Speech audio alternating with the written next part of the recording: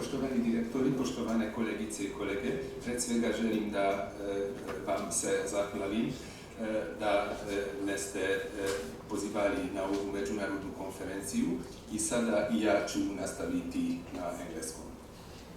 In my short paper, I would like to deal a special aspect of Serbo-Hungarian relationships at the turning of the 12th and 13th centuries, the alleged conquest of Zahumlje and/or Raška by Duke Andrew of Dalmatia, the brother of King Emeric of Hungary, who later became a Hungarian king himself.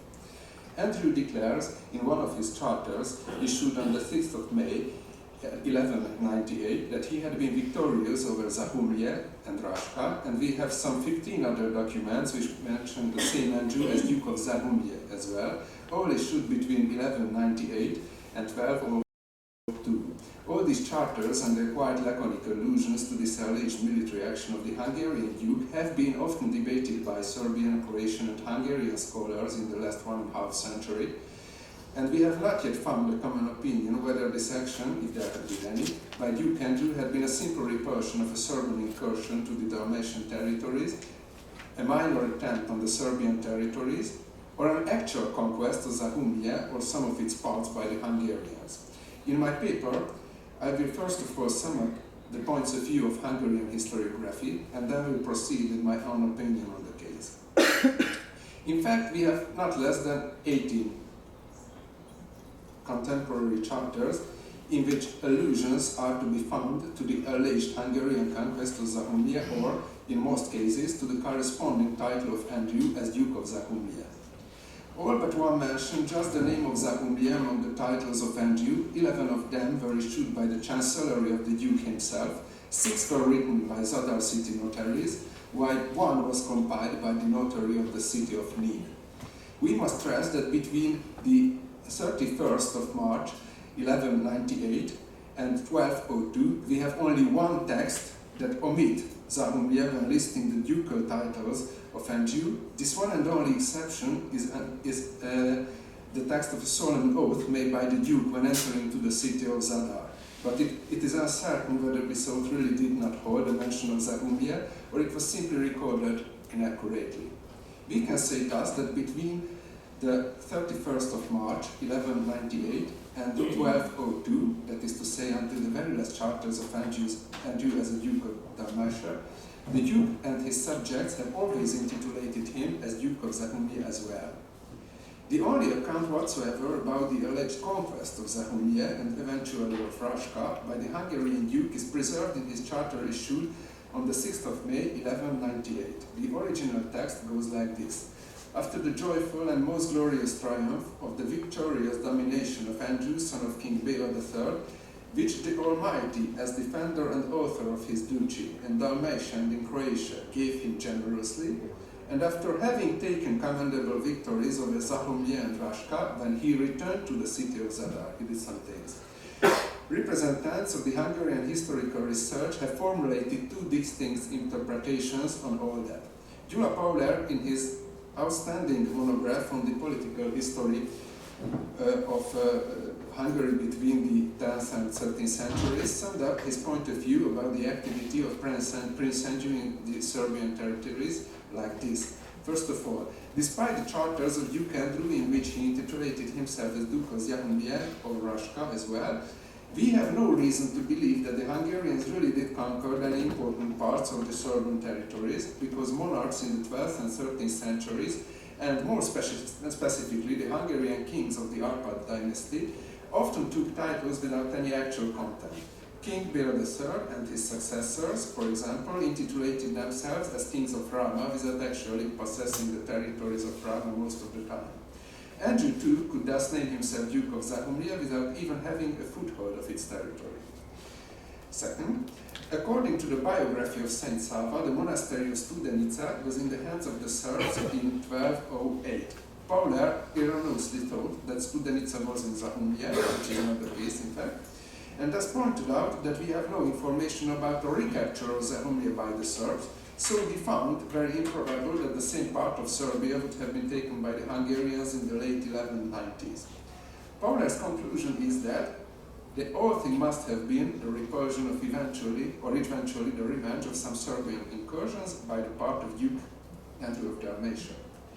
György Szabados, on the contrary, challenged the point of view of Pauler and argued that Duke Andrew did indeed conquest Zahumlia, and this military action must have taken place in late February and or in March 1198, because in a charter issued on the 14th of February, the city authorities still intitulate Andrew as Duke only of Dalmatia and Croatia, not of Zahumlia. We can once again emphasize then that Hungarian historians have not yet found a common opinion on the eventual conquest of Zahumlia. First of all, Szabados just refuted the point of view of Pauler, but did not actually find any new arguments against it.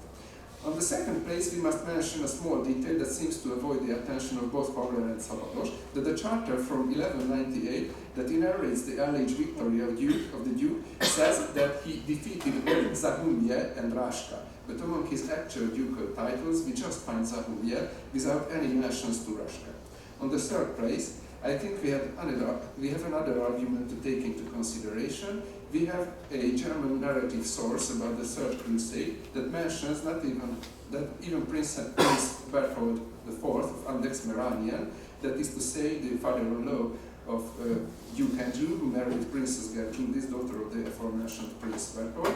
So even the Prince of Meranian had some issues with Zahumlia around 1190, that is to say, just some years earlier than the alleged military action of his son-in-law against the same Serbian territory.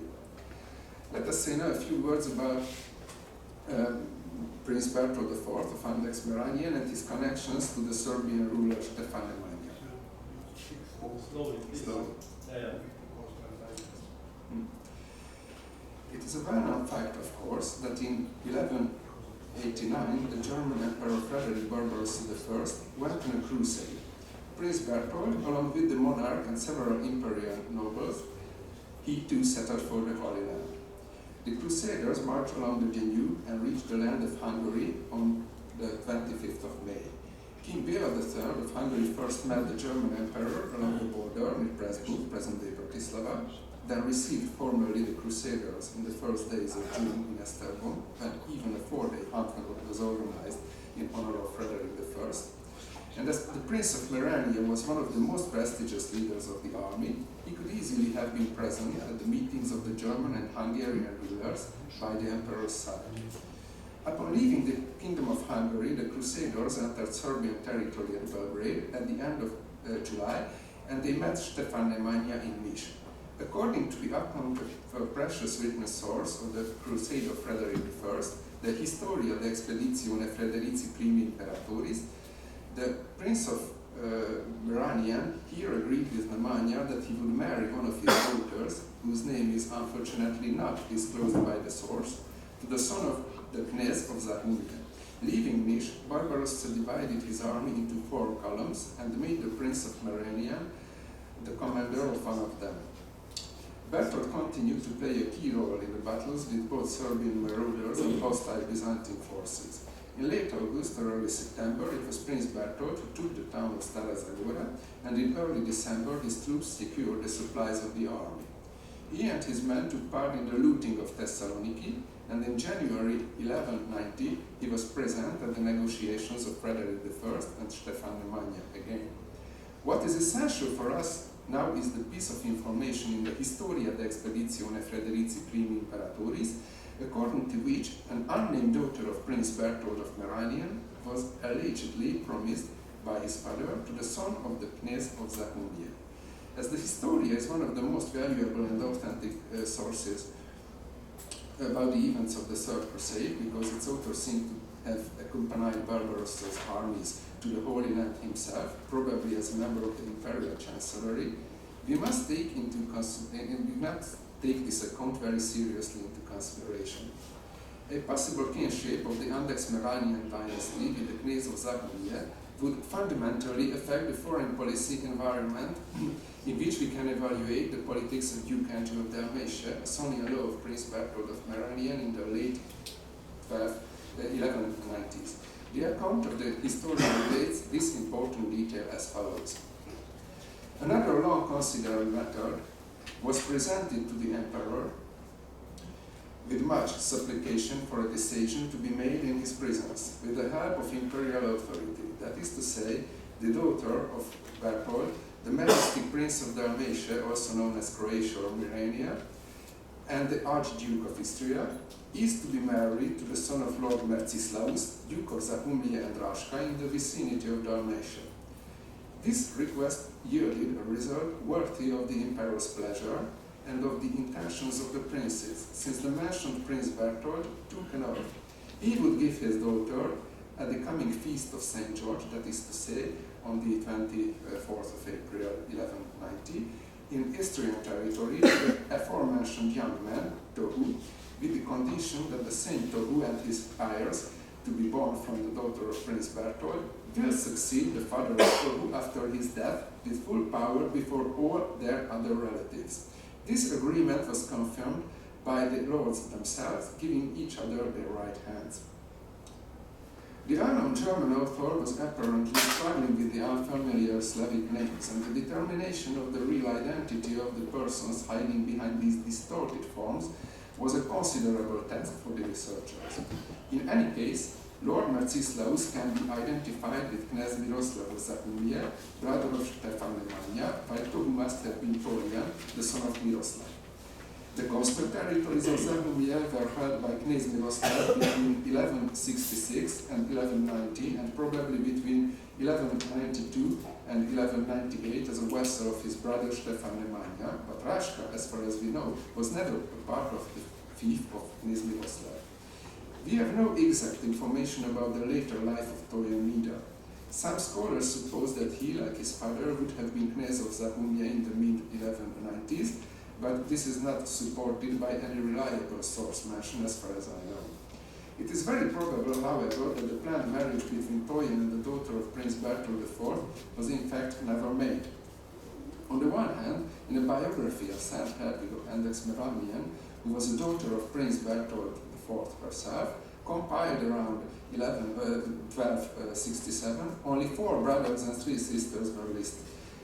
Here we find no trace of Torian's arranged wife, and since the compiler of the biography was clearly driven by the intention to emphasize as strongly as possible Hedwig's noble origins and noble kinship, he would hardly have listened about the sister, he would hardly remain silent about the sister who had been related to the Serbian ruling family. On the other hand, it can be added that the historical records kept in the Augustinian monastery of Diesen in Bavaria, that is to say in an Eigenkirche or a private church of the Andechs-Meranian dynasty, do not include any 9th child of Prince Berthold I nor any Serbian brother-in-law. And this is particularly a significant fact because the Bavarian monastery, which was founded by the Andechs family, took great care of the memory of the dynasty even after their extinction and preserved any historical data relating to them. Can we say then that the account of the Historia de Expedizione Frederici I Imperatoris about the agreement between the Prince of Merania and the Knez of Zahumlje is completely unreliable? No, we cannot. Since there are 2 arguments worth considering to take this report seriously. On the one hand, the Historia is not only one of the most detailed reports of the Third Crusade, but also one of the most accurate ones as far as historical research sees. So we have no reason to assume that this time it would hold information which have no solid base. On the other hand, although this can hardly be seen from the above translation which was fabricated by myself, the passage relating the negotiations between Berthold and Miroslav is full of legal terms which are very characteristic to the imperial chancellery in the late 12th century. It gives the exact impression as if the details of the agreement between the Prince of Meranian and the Duke of Zahumlje had been copied from an imperial charter, and it is very easy to imagine that this was indeed the case, as the contemporary chroniclers very often use this method, that is to say, they excerpted legal documents to narrative sources. And if this marriage agreement was indeed enclosed in a charter, then we must also accept it as a historical reality. Why is it so important for us? Because Duke Andrew in the late 1190s must have 2 solid supporters in his struggles against his brother, King Emeric of Hungary. First of all, Duke Leopold VI of Austria and Styria as a political ally, and in the second place, Prince Berthold IV of Andechs-Meranian, who must have been his father-in-law, Here we must stress that despite the fact that the first version of the marriage between Duke Andrew and Gertrude, the daughter of Bertold, came only from 1203, it is not at all improbable that they were already wife and husband in the late 1190s. And if Prince Bertold IV had intentions to extend his political power and his network of contacts towards the Serbian territories and most concretely towards Zahumbiye around 1190, then it is a very strange coincidence indeed that his son-in-law tries to seize the same territories some 8 years later. Another strange coincidence is that our only source about any exact details of the alleged military action of Duke Andrew mentions that he defeated both Zahumbiye and Raška, but he in fact never used the title of Raška. It is very interesting because when Prince Bertold IV of Andeks-Merania planned a marital agreement with Serbian ruling dynasty, there was also involved Raška, but the actual agreement was only about the territories ruled by Knez Miroslav, that is to say, just Zahumbiye. I think that the apparent intentions of Duke Andrew of Dalmatia towards the Serbian territories of Zahumbiye must be interpreted not only as part of the foreign relations of the Kingdom of Hungary, but also as part of the dynastical politics of the Andeks-Meranian who were trying to forge some kind of Imperium Adriaticum on the turn of the 12th and 13th centuries. I find it thus very probable that Duke Andrew had some minor skirmishes with Serbian forces on the borders of Zahumbiye and or Raška, that he took the title of the Duke of Zahumbiye voluntarily, most probably without any concrete political content, but with this act he clearly demonstrated that he had very clear intentions to seize the territory of Zahumbiye, a plan which was in fact never in his life accomplished. Thank you for your attention.